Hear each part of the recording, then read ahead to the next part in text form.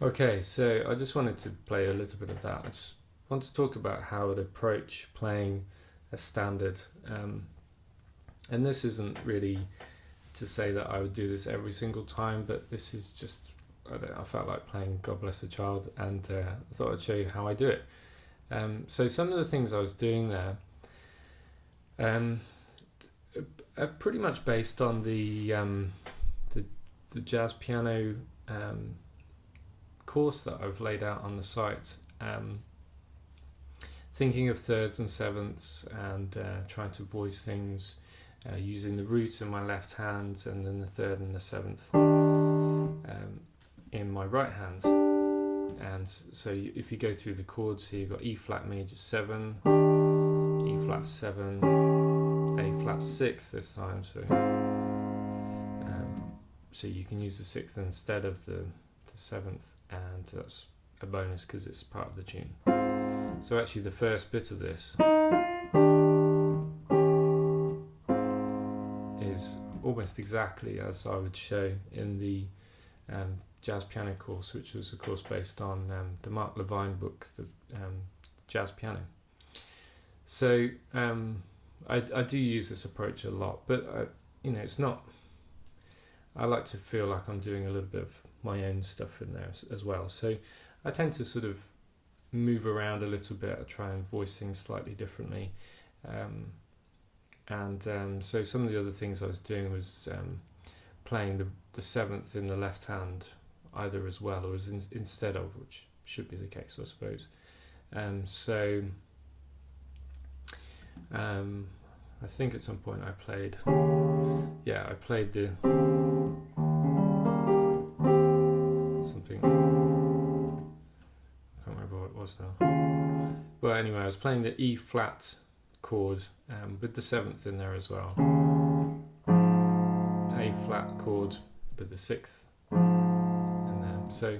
And sometimes I play the root at the bottom and the 7th on the top. And I try and do that because like a lot of people that have sort of gone through this sort of less traditional route, I suppose, with piano, slightly self-taught, well, mostly self-taught, but a lot of people do this double octave thing, and for jazz it just sounds bad. That you should try not to replicate individual notes. So any sort of, if you're playing 3 E flats in jazz, there's no point to that. All it does is add strength or power to it, and jazz isn't about that, so it won't sound appropriate. It will sound really sort of inappropriate. I try to avoid that by playing 7th sometimes in the left hand, so the root at the bottom and the 7th. The other things I do, I suppose, is to put in fills. So if I'm playing this second line,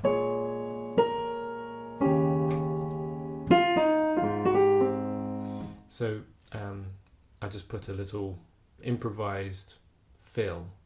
This is the term that we use for that, which is a selection of notes which just fills the gap between the melody and the next melody. I just noticed from that I was actually playing sort of behind the beat, and I guess I was playing the whole thing quite rubato. Rubato means flexible time, or if you think of an English word that sounds familiar or similar to rubato, is rubber, so elastic time, meaning that you can push and pull the time however you like, which if you're playing on your own you can do it to your heart's content, but if you're working with other musicians you can still do it, but it's you just have to be really obvious with it.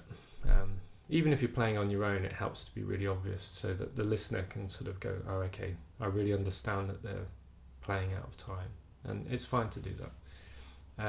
But even not playing out of time, you don't necessarily have to come in where the music is telling you. I've got this in front of me just to sort of demonstrate it, but I wouldn't try to play everything exactly as it's written, otherwise it just sounds really really dull. In fact, I'm playing that wrong already.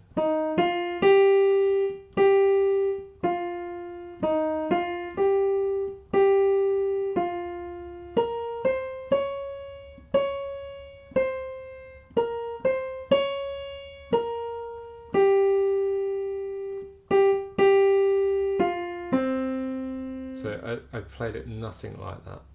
I'm using the notes on the page just as a reference and the rhythms just as a reference, but I'm interpreting it. I'm reinventing that melody or the rhythm of that melody. And the reason why it's been written out like this is because every time this tune gets played by a jazz musician, they will sing it or play it in a completely different way. So there's no point trying to base it on one particular version, because there might be an original version of it, but it's not to say that that is exactly how that person sang it every time or that person played it every time. So it's just a generalization. So you should never really play these tunes completely as they're written. You should always try and sort of throw in your own style to it. Let's think of what else I was doing. So extensions, so I was playing ninths, I was playing 13ths, I was even putting some alterations in there somewhere, so some of them are written in, so I was definitely playing a flat 9.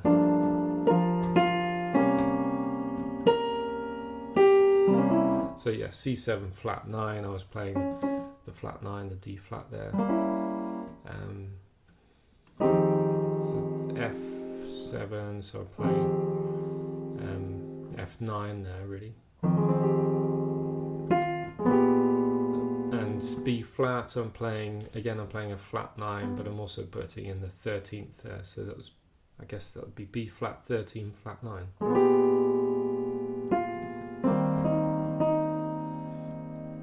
Okay, so when you get to the end, you can fill, which is just based on a fill, I suppose, is normally, in my mind, just like a sequence of individual notes. So let's say we finish this bit off. A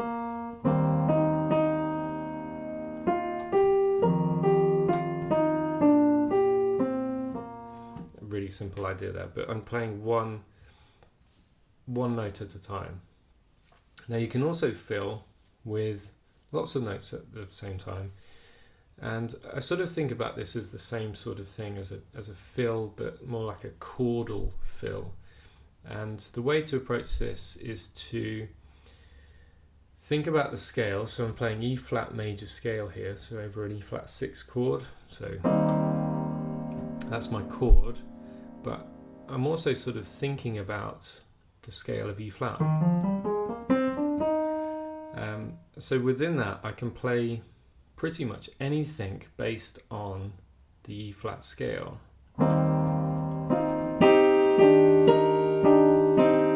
And the same with F minor 7, so this would be F Dorian.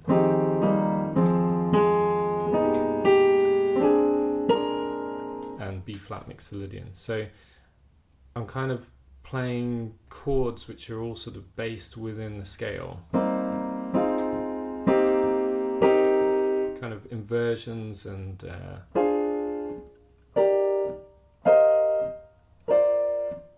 I'm just sort of making this up now, but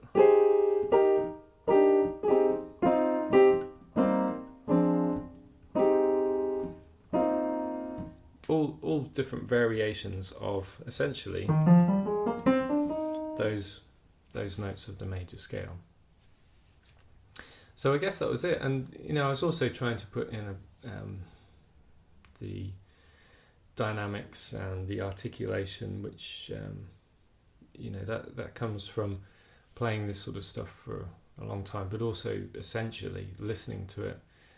It's very important that you listen to this sort of style, and if you want to try and get that sound and you're not listening to it, then you will have no idea how to achieve that. So in order for you to hit a target, you need to actually have the target there. So if you don't listen to music, you will have no target in front of you, and it's impossible to hit something that's not there. So you should definitely listen to this sort of style, and there'll be 1,000 versions of God Bless the Child on YouTube and albums and all sorts, Spotify, whatever your choice is, iTunes, all the sort of corporate money grabbing companies, or go somewhere like Bandcamp. That's a bit more favourable for musicians.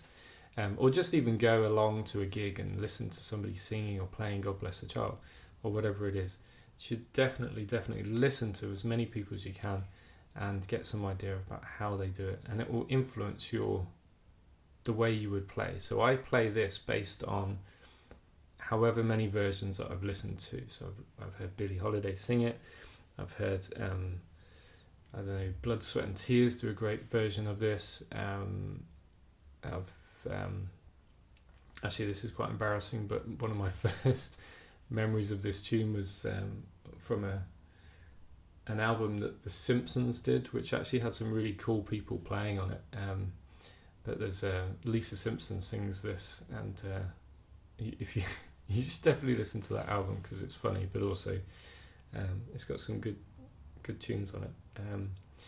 Anyway, that's a little glimpse into my past there, but never mind. So just my version is based on all of these other versions, but amalgamated into one, and or just the style that I pick for the day. So today I'm in a very sort of slow ballad mood. If I played it again tomorrow, I might be in a more upbeat sort of funky mood. So you play it how you want to play it, and it's based on the versions that you've heard before. So I hope that helps a little bit. I haven't gone into a huge amount of detail there. I suppose actually just one of the things that I missed out there was that I didn't always play the right chords. So I was playing substitutions. So sometimes I was sidestepping, where you would play a chord which is a semitone above or below the note, the chords that you're approaching. I'm just trying to think of an example. So sidestepping, I suppose. So if I go from this bit here, G minor 7, I suppose I could play A flat. That's kind of a sidestep sort of thing. And then I'm going to the C. So G minor 7, A flat. And I'm kind of choosing that voicing because I think it just sounds cool. So what is that? A flat 7 with A flat 13 with a ninth in it as well. And then C7, flat 9.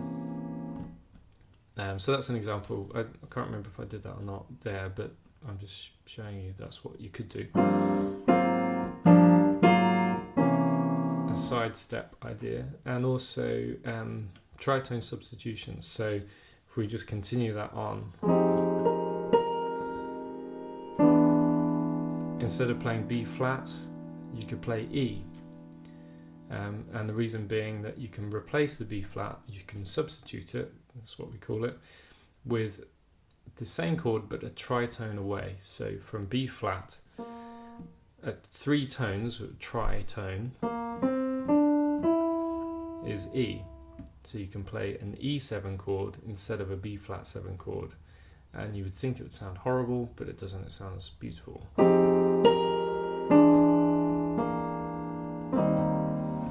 So a very common substitution there. So you've got sidestepping and tritone substitutions, which I think I did a hint of that in the version that you heard at the beginning. So yeah, just a few sort of things that I thought I'd just show you. Hopefully that's been of some use. Again, you leave some comments if you want to know particular things.